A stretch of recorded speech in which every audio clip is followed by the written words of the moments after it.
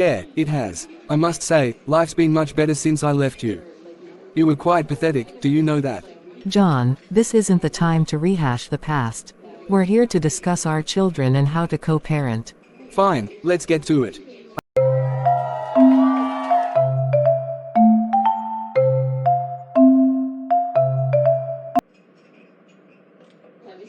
Is this the only place you could meet me? Well, it's convenient for me. It's been a while since we saw each other. Is this how you talk to me? Yeah, it has. I must say, life's been much better since I left you. You were quite pathetic, do you know that?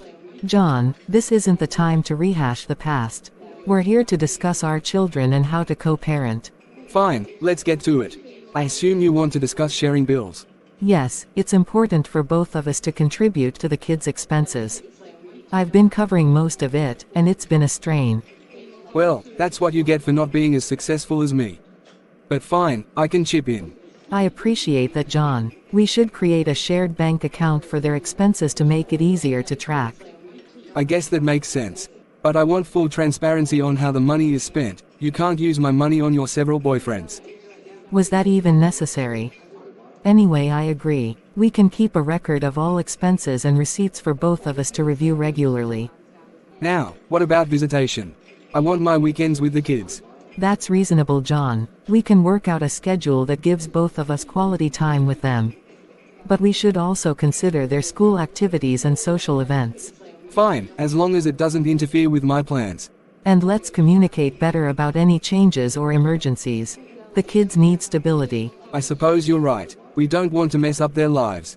No, we don't. It's essential that we're on the same page about their upbringing. I guess we can try to be civil for their sake. That's all I ask, John. It's about our children's well-being, after all. Well, I don't think it's a bad idea. Just a reminder, I don't want my children to be tormented by your future relationships. I will be moving to court soon over custody. What? But you are also married to my best friend for that matter. Please, you have already hurt me enough. Let's not fight over kids, please.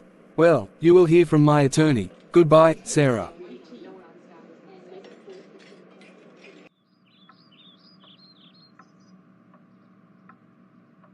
Welcome, darling. It's long time since you visited us. Thanks, Sarah. The house looks so beautiful. You keep on inspiring me. Thanks, dear. Have a seat, please. Thanks for the invite. Where is Nina and Pete? They went to visit their dad. I'm all alone, bored and super stressed. But why, sweetheart? Is anything the matter? Please speak up. It's been a while since we caught up. How are you coping with the separation, by the way? Can you tell me what happened? What can I say, my dear? My ex-husband turned out to be a narcissist. I'm sorry to hear that. How did you come to realize he was a narcissist, and what are some of the characteristics that made you suspect this? Well, I started noticing it over time. At first, it was subtle things like his constant need for admiration and a lack of empathy for others. But it became more evident when he consistently belittled me and manipulated situations to his advantage. It was always about him and his needs. That sounds tough. Were there any red flags while you were dating that you might have overlooked? Looking back, there were definitely some warning signs. He was overly charming in the beginning, which I now realize was love bombing. He would also frequently criticize others, and I remember he never took responsibility for his mistakes. But I brushed these off thinking they were quirks. It's understandable that sometimes we ignore red flags when we're in love. So, why did you proceed to get married to him despite these warning signs? I believed that love could conquer all, and I thought he would change once we were married. I also wanted to give our relationship a chance, thinking that with time, things would improve. Unfortunately, living with a narcissist can be incredibly challenging. What made it hard for you? The constant emotional manipulation and gaslighting took a toll on my self-esteem. I felt like I was walking on eggshells all the time, and my needs were always pushed aside. It was emotionally draining. I can only imagine. How did you eventually decide to leave, and what steps did you take? It wasn't an easy decision, but I realized that my mental and emotional well-being were at stake.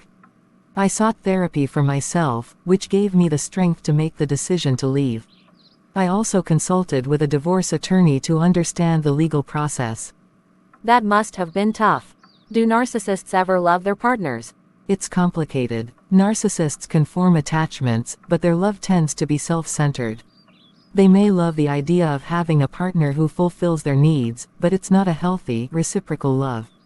I see. Now that you are co-parenting with your narcissist ex-husband, how are you managing that? Well, we even met few days ago for the first time since our separation. Really? How did he behave? He is still the same selfish, controlling, mean and inconsiderate guy. Nothing has changed. That's tough. How are you even managing to co-parent with him? Co-parenting is challenging, but I've set clear boundaries and use a parallel parenting approach. We communicate through text or email to minimize direct contact, and I prioritize my child's well-being above all else. That sounds like a sensible approach.